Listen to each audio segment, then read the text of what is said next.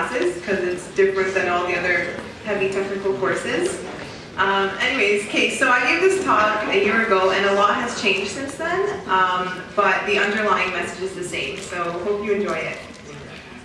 So I want to start off by asking the audience, when I ask you to describe the stereotypical face of mass media today, so a person who represents our global community, someone who we look up to, we trust in mass media today, how could you describe this person to me in 3 characteristics? Yeah, okay, so... White, old, and bald? The white part, yeah, I agree with white, middle to upper class, and probably a male, right? So it's safe to say that this person is sort of the stereotypical image of mass media. So Jimmy Fallon, for example, he's the new host of The Tonight Show, one of the most popular primetime entertainment shows on television today. So he fits this description, right? He's a white, polished male. And we've come to know Jimmy over the years through watching all of his silly YouTube clips when we should be studying for midterms. And he's really grown on us, right? Like, we've learned to like him, we trust him, and you know, he's someone that we recognize. So it's really important for the face of mass media to be more inclusive. And we have come a long way over the years. So Oprah Winfrey, Ellen DeGeneres, Sofia Vergara, Mindy Kaling, these are all representatives of different minority groups within Hollywood. And that brings me to the subject of my talk today. Would a Muslim woman make it in mass media today? So is this something that we would be comfortable seeing, Jamila Fallon, or is this something that's kind of awkward? So why mass media? Why is it important to have representatives of different minority groups in mass media? Well, mass media, like we know, it's everything we see on television, we hear on the radio, we read in the newspaper, or on social media. It tells us what to eat, what to wear, what to buy. It tells us who to like. It tells us what's trendy, what's trending, and above all, it tells us what's normal. It sets the standards of norm in our society, right? So it's a very powerful tool, and it has been used in the past in a positive light. So for example, back after the civil rights movement, there was a lot of racial stereotypes towards African Americans, and in an attempt to sort of dispel those negative stereotypes, there were some sitcoms that came out. So The Cosby Show is the most famous. Of course, this is pre-Bill Cosby controversy, but it was a monumental show that introduced everyone to African Americans on the big screen, and it caused, it actually helped dispel a lot of the stereotypes. And a show that our generation is more familiar with is Fresh Prince. So this introduced us to an African American family of high socioeconomic status. So this in and of itself dispelled some stereotypes, and it was very entertaining. It allowed us to see them on a more personal level. So this family went through the same struggles that our families went through, and it allowed us to relate to them more personally. And so this had an effect of everyone sort of moving forward in terms of leaving behind negative stereotypes. Maybe we need a Muslim version of The Cosby Show. This was said by Katie Couric, who is a world-famous American talk show host, author, and journalist. So there have been some attempts at portraying Muslims in mass media. Who's heard of this show, Little Mosque on the Prairie? Okay, a lot of people. So this was a Canadian sitcom. It aired on CBC from 2007 to 2012. And the reviews for the show were pretty positive. Canadians, of course, were really happy to see Muslims portrayed in a positive light. They liked it. They thought it was a cool family show. But this was a Canadian show, and it didn't reach out to as many people as it could have had it been an American show. The All-American Muslim. Who's heard of this show?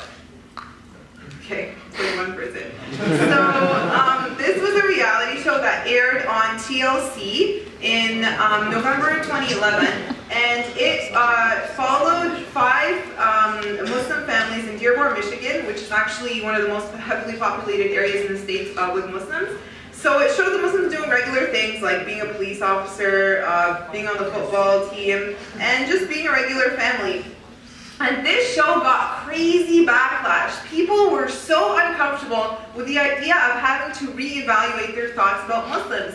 there were so many advocacy groups that actually wrote to the advertisers and the sponsors of this show asking them to pull out. And ultimately, one group succeeded, the Florida Family Association to be specific. It got the primary advertiser, the Lowe's Hardware Company, to pull its ads from this show, and within 1 month, the show was canceled. It didn't even air for a full season.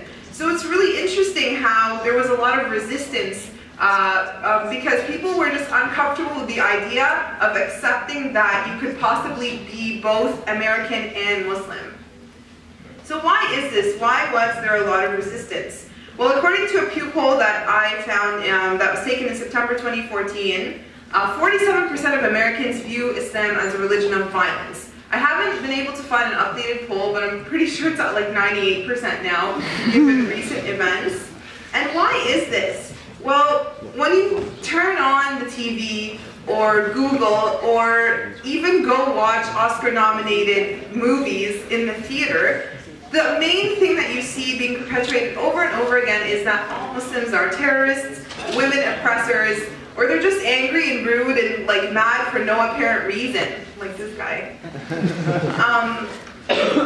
And you never hear about, like, it seems like these are the only Muslims who are exciting enough to make it to the big screen. You never hear about boring Muslims like myself or my family. You never hear about Malala Yousafzai. Well, you do hear about her, but you actually hear about her accomplishments. Whenever her accomplishments are mentioned, it's not like highlighted that she's a Muslim. It's actually highlighted that she's achieved all these accomplishments in spite of being a Muslim. I actually have a YouTube video on the bottom of this slide where Malala gives a Nobel Peace Prize winner, Malala gives a speech about how she's really proud to be Muslim. You never hear about Muslims who are the president of the, this one's unsure, but all the Republicans seem to think so. Anyways, does anyone recognize this person? No? I asked my niece yesterday and she was like, yeah, I know where she's from. She's from Clip Art on Microsoft Word. I was like, okay. So besides Clip Art, does anyone recognize her? Lydia actually spoke about her. She is the founder of the first ever university in the world. It's called University of Al-Qarawiyyin and it's in present-day Morocco. She founded this university in 859 AD. And just to give you perspective, 1880, this was the year women in Canada were allowed to start going to universities. So she's opened the first ever university. She's the reason why we have universities like Harvard, Stanford, MIT, Oxford, even McMaster. She's a Muslim woman and she was at the front of opening educational institutions. She should be the face of feminism everywhere. But we never hear about these Muslims as often as we'd expect, right? And why is that? Is it because their publicists didn't do a good enough PR job? Or is it because the media likes to sometimes highlight and amplify religion when it's convenient and at other times suppress it when it's convenient? So why is this, actually there's certain news media outlets, I'm not going to name names, but starts with F, ends with ox, that actually uses the word Muslim, Islam, and even Arab as an insult. And like all the Republicans, when they want to, insult Obama, they're like, he's deep down, he's actually Muslim. Like, what does that mean? And so, why is this problematic? People might think, who cares what I think about Muslims? What do my inner feelings actually mean to anyone? It's not like it's going to do anything, but actually, we're seeing now more than ever that stereotypes against Muslims is translating into direct action. So, for example, in October, the Cold Lake Mosque in Cold Lake, Alberta got vandalized. And does anyone recognize these faces? Okay, so these are 3 students in North Carolina, Dia, Yusra, and Razan. These 2 on the left are newlyweds. The 2 on the right are sisters, and these 2 were studying dentistry, she was studying architecture, and they got killed just last month in their apartment execution style. So they were told to sit on their knees and turn around, and each one of them was shot in the head. And just recently, Kill All Muslims was one of the top 10 trending hashtags on Twitter. And I can go on and on about all of these Islamophobic incidents that have happened just within the past couple of months. And just yesterday, actually, there was a family in Charlotte, North Carolina that got shot at 18 times in their home, and I think the mother was injured. So it's pretty scary, because last year when I gave this talk, I was thoroughly researching Islamophobic incidents, but now it seems like there's one almost every week. So this is a statistics done by the Europol, and it looked at terrorist attacks that happened in the European Union over the past few years. This was after the Charlie Hebdo attacks.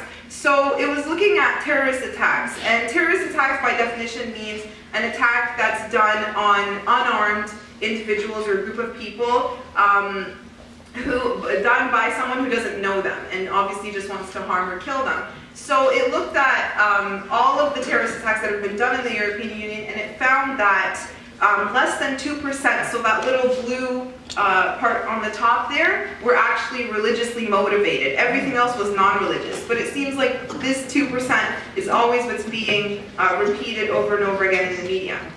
Then there was another poll done by The Economist. It said that the 53% of Americans who do view Muslims in a positive light personally know a Muslim. And Americans who know a Muslim are more likely to view them as patriotic. So there was actually a psychological study done that was published in the British Journal of Psychology that showed the reason why we're so obsessed and we love celebrities is, aside from the fact that they're gorgeous, is because we see them on such a frequent basis that we actually psychologically relate to them as being our friends or our family members. And so in a world where not a lot of people might have Muslim friends, especially in the West, it's even more important now, more than ever, to have a Muslim woman, to have an identifiable Muslim in mass media, so that we can, if that's the only exposure that we have to them. So that brings me back to my topic. Would a Muslim woman make it in mass media today? Or would she, is the environment welcoming enough for her to succeed in mass media? Or would she reach a point where she'd have to sacrifice her values in order to move ahead? I want to end my talk by introducing you to this young woman. Her name is Noor Tagouri. She's a 22-year-old Libyan American, and she has a dream of becoming the first ever Muslim woman who wears the hijab, Muslim American woman who wears the hijab, to be a news anchor in the States. She shared this dream 2 years ago on social media, and she has over 100,000 followers right now. She graduated from journalism, and she's currently a correspondent for CBS in Washington. So she's well on her way towards accomplishing her goals, but I wish for Noor to be the first ever American hijabi news anchor, but I also wish that we all proactively work towards helping her achieve this, and work towards making her achieve this without having to ever give up her values or her identity in any way at all, and for us to work towards a brighter future for mass media. Thank you.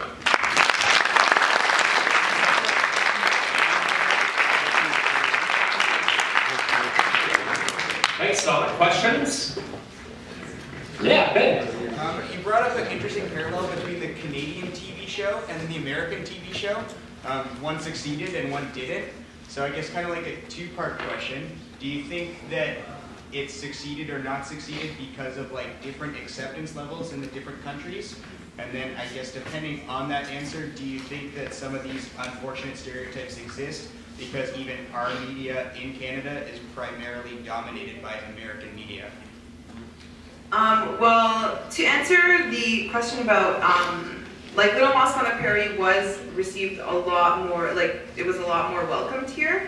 I wouldn't say, so what's your second question regarding... do you think that some of the stereotypes exist, because our Canadian media is dominated by the American media, our television channels are mainly American? Yeah, well, that would be sort of like a personal opinion, but I would say that essentially this show, the Little Mosque on the Prairie, it could have done a lot better had it been a more entertaining television show. But more than that,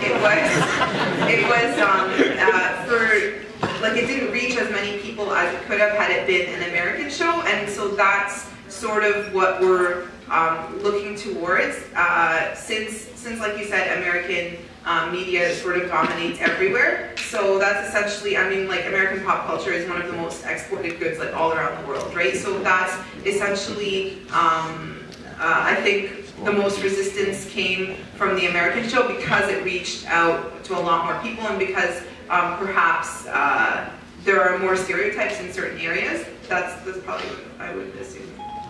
Yeah. Do you feel that maybe